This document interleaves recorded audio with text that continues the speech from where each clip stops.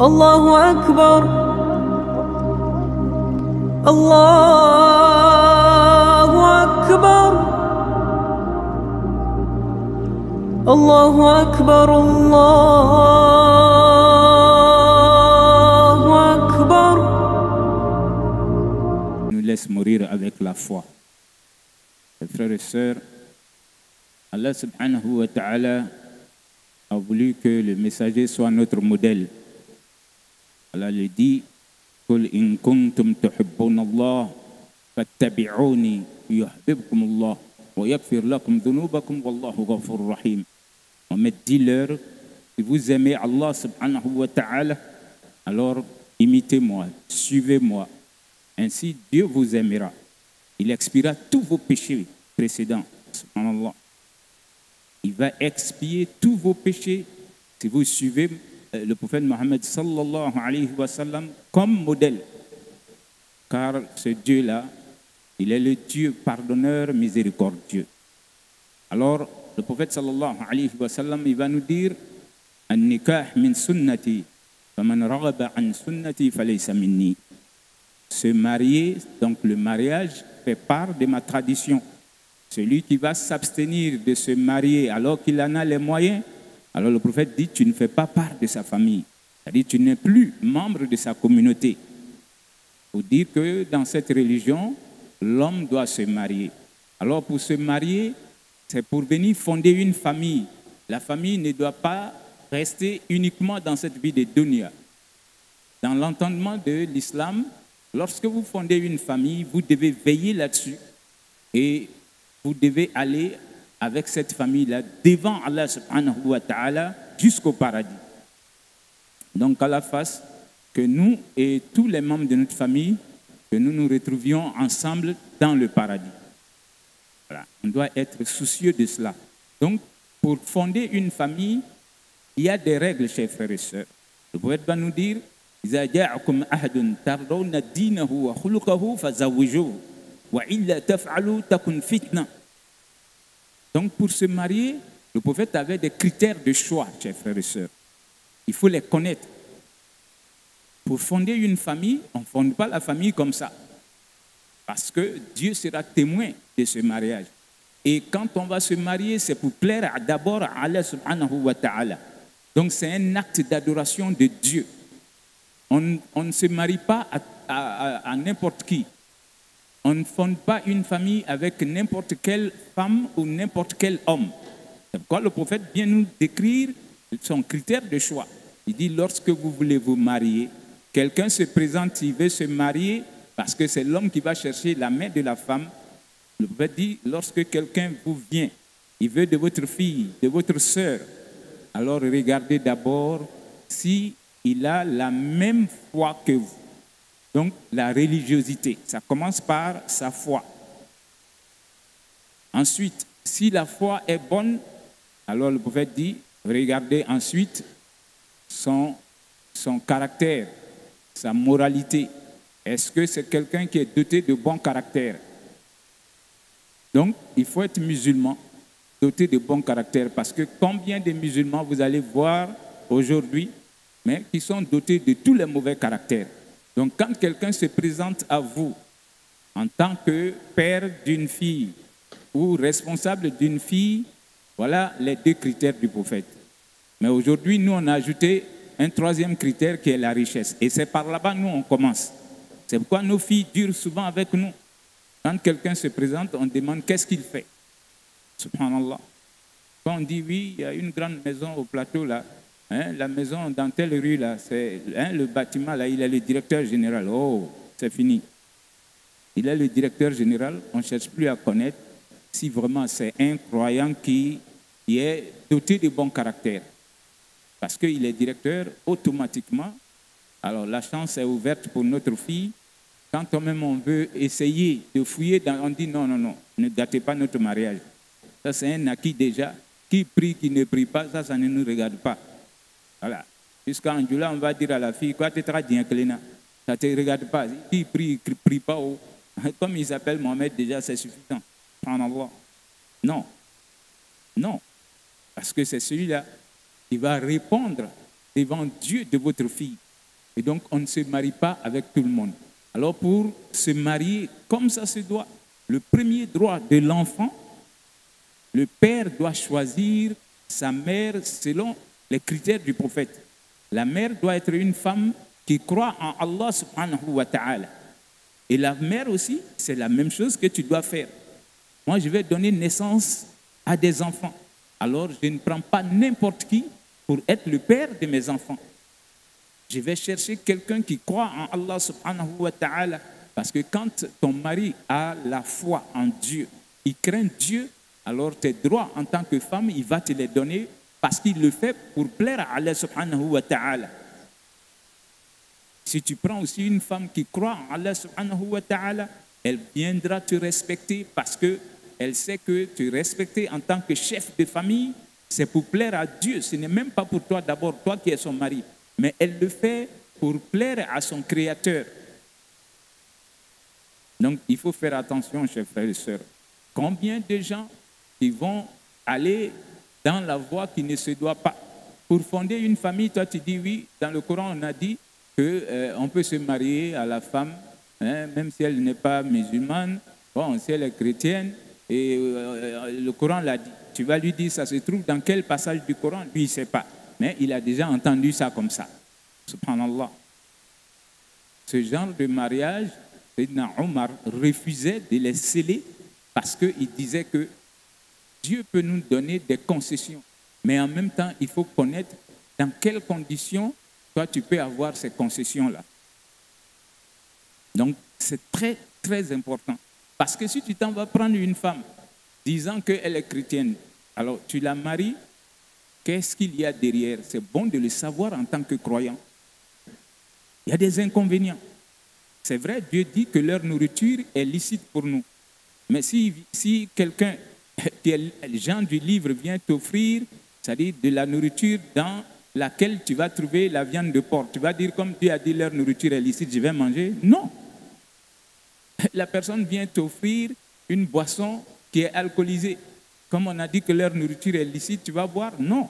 C'est la même chose, on te dit que leurs femmes sont licites. Mais les inconvénients, il faut les connaître. Si toi, tu peux, si tu sais que tu peux faire face, c'est là que tu peux te marier. Sinon, il ne faut pas. Premier inconvénient, quand tu te maries avec elle, alors le prophète sallallahu alayhi wa sallam, Dieu dit de limiter. Lorsqu'on vient et que la femme est dans la maison, le croyant, quand il va entrer, il va saluer d'abord « Assalamu alaykum wa rahmatullah ». La femme doit répondre « Wa alaykum salam wa rahmatullah ». Ça, c'est la première nuit. Vous ne vous êtes pas encore touché. En rentrant chez toi, le prophète dit chaque fois que vous rentrez chez vous, en tant que croyant, c'est avec cette salutation il faut saluer. Parce que cette salutation vient de Dieu. Salamun qawlan min rabbi rahim. Cette salutation qui vient de Dieu, le prophète dit, chaque fois que vous avez salué avec, Dieu bénit votre famille. Ça, ce n'est pas pour les nouveaux mariés seulement. Ça, c'est une tradition du prophète. Chaque fois que vous arrivez chez vous à la maison, alors saluez avec cette salutation pour que votre famille soit bénie. Après cette salutation, vous devez faire 2 rakats avec votre femme. Mais si elle n'est pas de la même conception de Dieu que toi, elle n'est pas de la même religion, il n'y aura pas cette prière-là avec elle. Peut-être toi, tu vas faire cette prière. Mais ces 2 rakats-là, c'est pour dire, Seigneur, merci de nous avoir unis par le biais du mariage. Et ces 2 rakats-là, si la femme est musulmane, c'est comme vous êtes en train de prêter serment les uns pour les autres. Pour dire que le jour que tu vas arrêter de prier de cette manière, tu n'es plus mon épouse ou tu n'es plus mon époux. Donc, il n'y aura pas cette prière-là. Et après, le prophète va dire, il faut boire un verre de lait avec ton épouse. Pourquoi? Parce que cette femme-là, à partir d'aujourd'hui, tu en es responsable. Et sa nourriture, tu dois t'en charger. Et donc, le prophète te dit de commencer sa nourriture par le lait. Par le lait, parce que le lait est béni par Allah subhanahu wa ta'ala. Tu dis à Dieu, Seigneur, de la manière que tu m'as facilité ce verre de lait, facilite-moi la nourriture de cette femme-là jusqu'à ce que la mort nous sépare. Après que vous ayez bu du lait, alors le prophète te dit, il faut prendre son toupet, c'est-à-dire les cheveux de son front, et tu vas prier en disant, Allahumma as'aluka khayraha wa khayra ma jabalta alayhi, wa a'udhu bika min sharriha wa sharri ma jabalta alayhi. Cette prière, si tu l'as fait, ça bénit ta femme. Ça fait que si cette femme-là, elle est subie depuis son enfance par des génies, ces génies-là vont la quitter, ils s'en vont pour de bon. Et si cette femme-là était venue avec tous les malheurs, parce qu'il y a des femmes, Dieu les a créées comme ça, ce n'est pas écrit sur son front. Elle peut avoir de mauvais augures, et Dieu appelle ça noro. Il y a des femmes, tu les prends, wallah, tu étais riche, tu deviens pauvre. Tu étais bien portant, tu deviens maladif. Tu étais riche, tu vas être pauvre, alors qu'elle est présentable, elle est belle. Donc, comme toi, tu ne sais pas, mais le prophète te donne le secret maintenant. Ne rentre jamais avec une femme sans faire cette prière-là sur son front. Et donc, il y a des femmes aussi, si tu la prends, tu étais simple planton, tu seras président de la République. Tu étais pauvre, tu seras riche. Tu étais malade, tu deviens quelqu'un de bien portant. Alors, mais tu ne sais pas, ce n'est pas écrit sur son front. Tu ne peux pas connaître comme ça. Et donc, le prophète te donne cette manière de faire. Alors, toi, tu ne pourras pas faire ça parce qu'elle va te dire, tu ne poses pas ta main sur moi. Ce que tu vas dire là, je ne crois pas et je ne sais pas si ce n'est pas pour m'endormir. Ça commence déjà. Donc, lorsque vous allez avoir des rapports, le prophète te dit, pour que tes enfants qui vont venir soient des enfants bénis et que Satan ne puisse pas toucher à tes enfants, alors à chaque fois que vous allez avoir des rapports intimes, l'homme et la femme, vous devez dire Bismillah. Subhanallah. Regarde comment c'est facile. Bismillah. Il ne faut jamais oublier de le dire lorsque tu veux avoir des rapports avec ta femme. Allahumma jannibna shaitan wa jannib shaitan ma razaqtana. C'est ce qu'on ajoute là-dessus.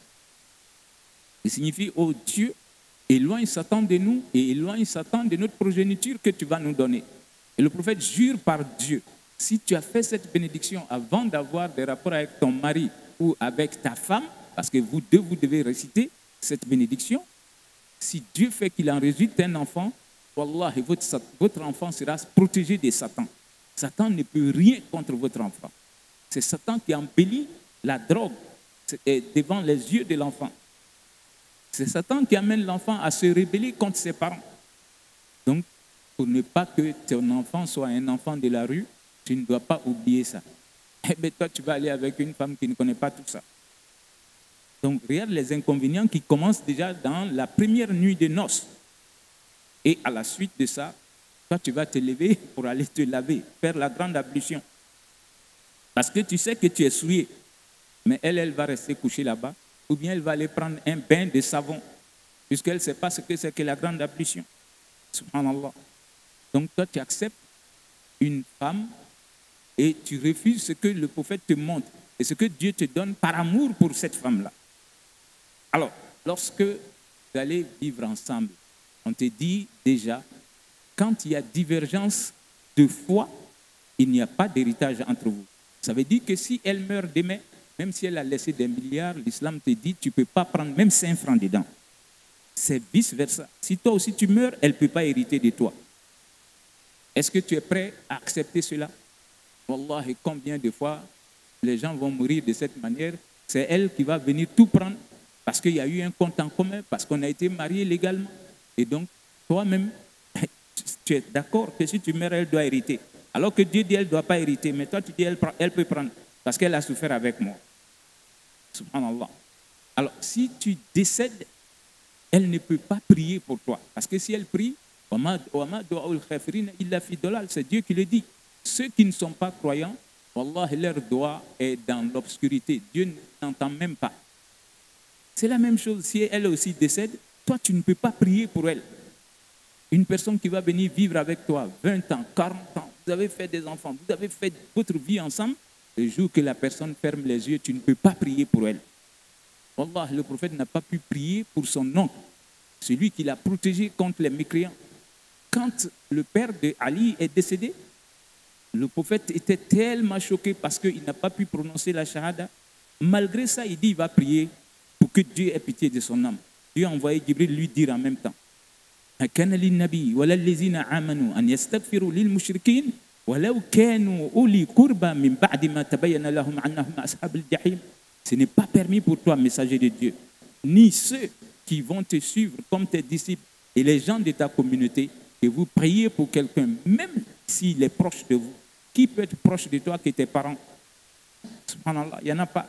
Dieu dit, même si ce sont les proches parents, vous ne devez pas, si toutefois la personne est morte mécréante. De son vivant, tu peux prier Dieu que Dieu guide la personne. Mais le jour que la personne ferme les yeux, tu ne peux plus dire à Dieu, aie pitié de son âme. Erreur qu'on commet souvent. Toi-même, tu sais qu'il ne priait pas, il décède, tu dis Allah, Allah, Hinala, et que son âme repose en paix. Wallah, tu n'as pas ce droit-là. Alors, si toutefois il y a des enfants, quelle religion ces enfants-là vont suivre? Elle a le droit de dire, ce sont mes enfants, ils doivent me suivre. Ou bien si toi tu meurs premier, mais qu'est-ce qui te dit qu'elle ne va pas envoyer tes enfants ou elle va adorer son Dieu? Et ces enfants-là, tu vas répondre le jour de la résurrection devant Dieu. Ils vont dire, notre premier droit était que notre père nous choisisse une bonne mère. Alors il ne l'a pas fait, il allait prendre une personne qui ne croyait pas en toi. C'est pourquoi on a suivi notre maman. Donc Dieu, lui, il ne peut pas aller au paradis aujourd'hui et nous, on va aller en enfer. Wallah, il y a des enfants qui vont condamner des parents. C'est pourquoi Dieu lui-même nous dit dans le livre, Innama amwalukum wa awladukum fitna, wallahu indahu ajrun azim. Votre richesse, tout ce que vous possédez dans cette vie de dunya, et vos enfants, ce n'est que de la jouissance de cette vie. Et en même temps, c'est une preuve. Mais Dieu nous dit, sachez que Dieu a la meilleure des récompenses. Il faut avoir tout l'or du monde, mais si tu décèdes et que tu n'as pas adoré Dieu, c'est zéro le jour où tu fermes les yeux.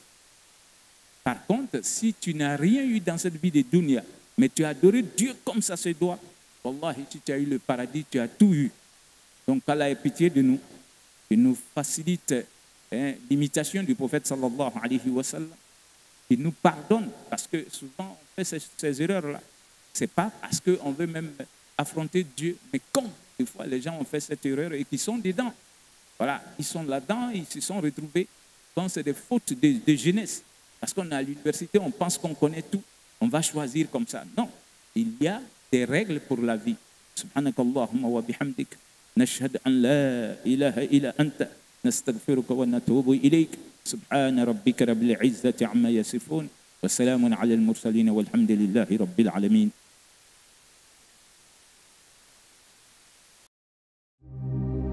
Allahu Akbar, Allahu Akbar, Allahu Akbar, Allah.